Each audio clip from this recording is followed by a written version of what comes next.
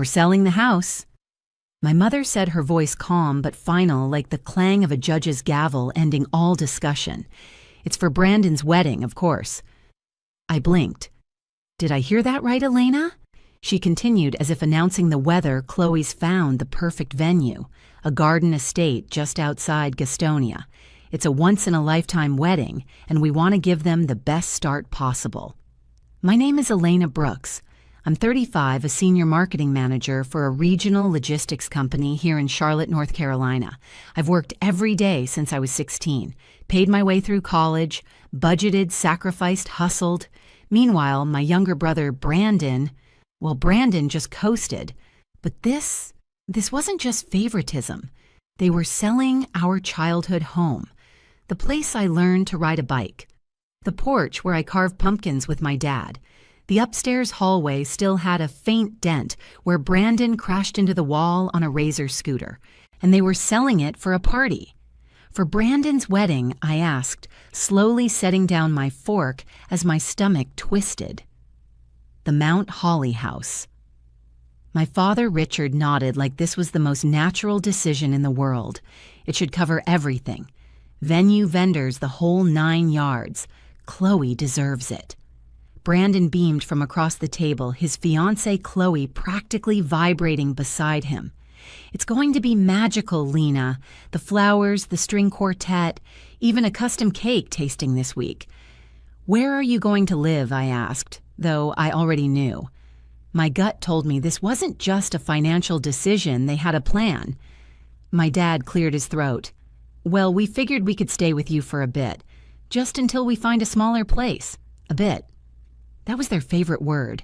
It never meant a week. It meant seasons, sometimes years. "I've only got 2 bedrooms," I said carefully.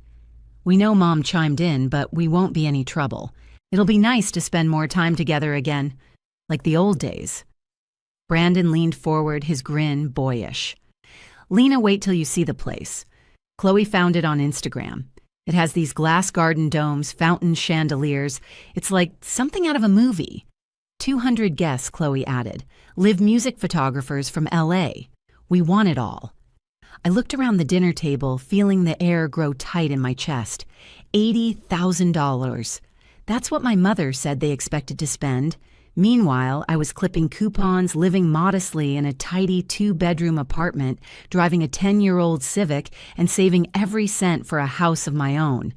I'd assumed one day I'd need to help my parents with their retirement, not that they'd burn it all down to give Brandon a fairy tale, and then parachute into my life like I was the backup plan. And the worst part, they hadn't even asked. I should have known it was coming. Growing up, I was the little adult. While Brandon was building blanket forts and forgetting homework, I was setting the dinner table, color-coding flashcards, and getting straight A's. My parents bragged about my maturity to their friends, like it was some kind of prize, but it came at a cost. I didn't get to be a kid. I didn't get to fall apart. Because someone had to hold it together, and Brandon. He was the golden child. He failed algebra twice. My parents blamed the teacher.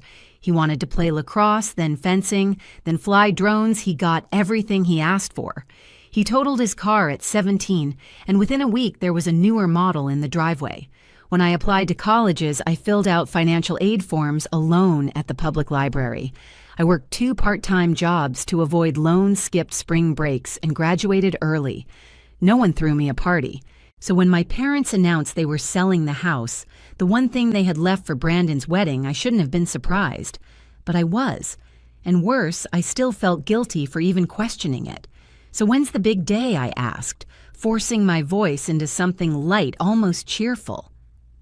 June 15th. Chloe answered, her smile wide. "Brandon proposed at Christmas. We've been planning ever since. That gave them barely 4 months to sell the house, plan the wedding, and apparently move in with me." "You found a realtor already." "Meeting her tomorrow," my dad said. "The market's great. We should get at least $130,000. They said it like it was a win, like that money would magically stretch forever." I just nodded. "Well," I said, pushing back my chair, "I hope it all works out."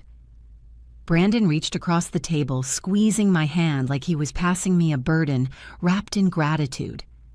Thanks, Lena. Seriously, you're going to love having Mom and Dad around again. I smiled back, but inside I was already screaming, because I knew exactly what having them around again meant.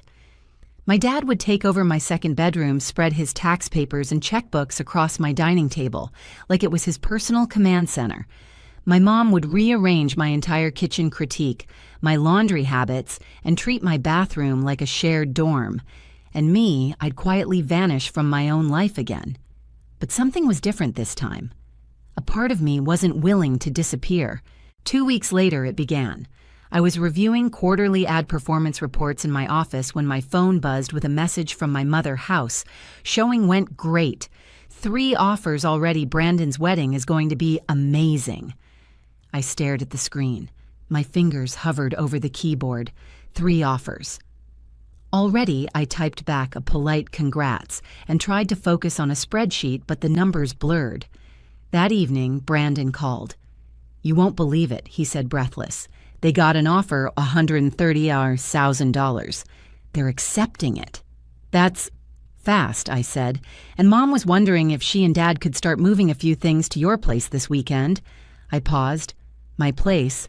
Just personal stuff," he said quickly. "Clothes papers. Nothing big." "Right." I looked around my 2-bedroom apartment. One room was my sanctuary, the other was my home office.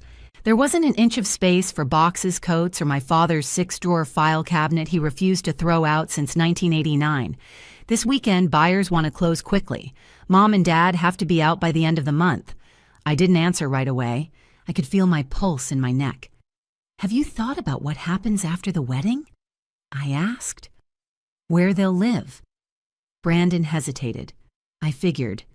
"They'll stay with you until they figure it out. It's not a big deal, right?" Not a big deal. Like my life was a guest room. Like my peace, my space. My years of effort were all just holding patterns until the golden boy needed backup.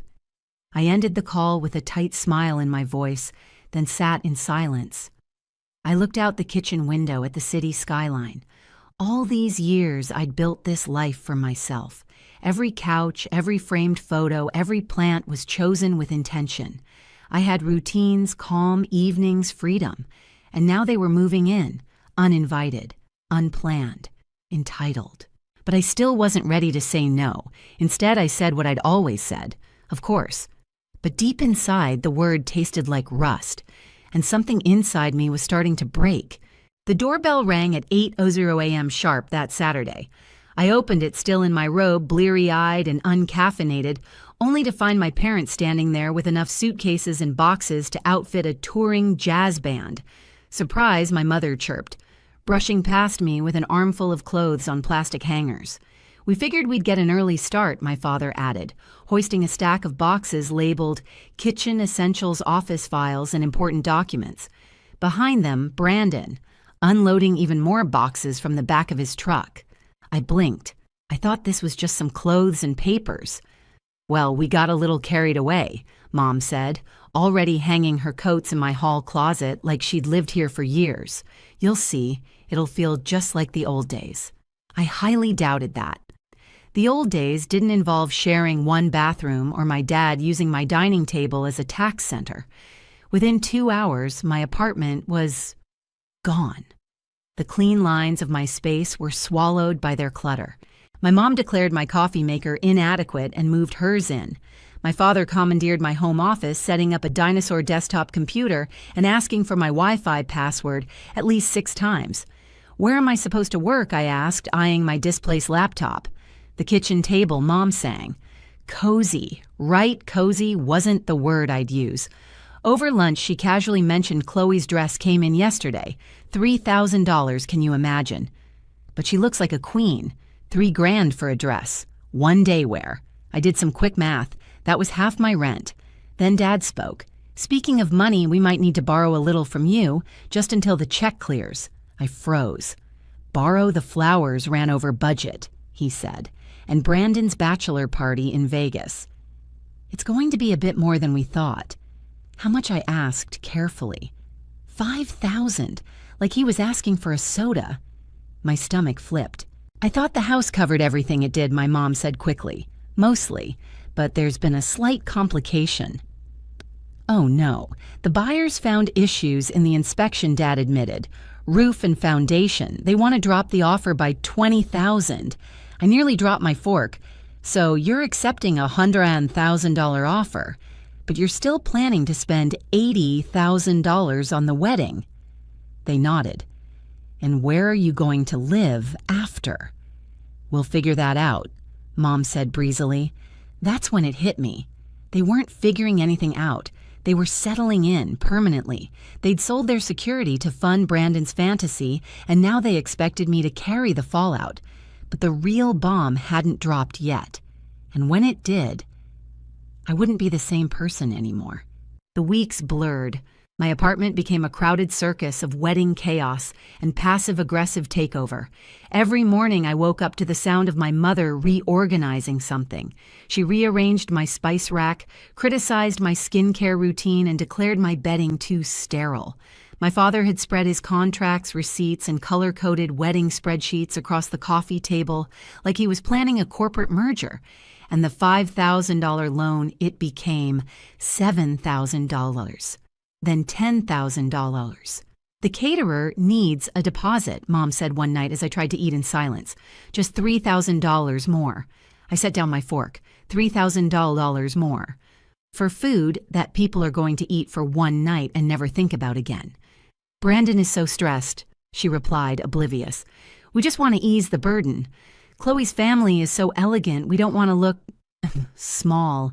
Small, I was working 50-hour weeks, living like a minimalist monk, and apparently I was the embarrassment. What about after the wedding, I asked. Have you started looking at apartments? Another glance between them. Well, Dad said the wedding expenses have dipped into our down payment. We were thinking maybe 6 more months, just to get our feet under us, I laughed. Not out of humor, out of sheer disbelief. 6 months will help with rent. Mom offered like that was generous after draining my savings. But she didn't know I had plans. My lease was up in 2 months. I'd been saving for a down payment of my own, a house, a garden, a real office. Those dreams were dissolving like sugar in boiling water. That weekend, Brandon dropped by, grinning with excitement, flashing their custom wedding bands. Ro, you're seriously the best, he said, hugging me. Letting Mom and Dad stay here helping with money, it means everything. I wanted to scream. Instead, I smiled like I always had. Later that night, I sat alone in the only room that still felt mine. I opened my laptop and began to dig. Property management laws, lease violation clauses, tenant protections. And what I found hit me like a thunderclap. If my parents stayed past 6 months without being on the lease, they could claim tenant rights. Eviction would require legal action. My apartment, my sanctuary, could become a shared residence by default. And suddenly, I wasn't mad. I was awake. And for the first time in 35 years, I was done waiting for permission. I was going to take back my life. The final straw came 3 weeks before the wedding. I came home from work exhausted and craving silence, only to find 8 strangers in my living room. Jessica's aunt's cousins and bridal committee were crowded around my coffee table, sipping wine and passing around centerpiece samples. My mother turned and beamed. Elena, perfect timing. We're finalizing the bridal shower plans. In my apartment, I asked flatly. It's just family, she said, brushing it off. The space is perfect for 30 guests. 30. Mom, can we talk in private? I asked. We stepped into my bedroom, the only place I hadn't surrendered. You can't host a party here without asking. Oh, don't be so dramatic. It's just one afternoon. No, it's my home, I snapped. And you didn't ask. Her face shifted. That soft, manipulative mask faltered, revealing something sharper underneath. Elena, you're being difficult. This wedding is important. I exhaled.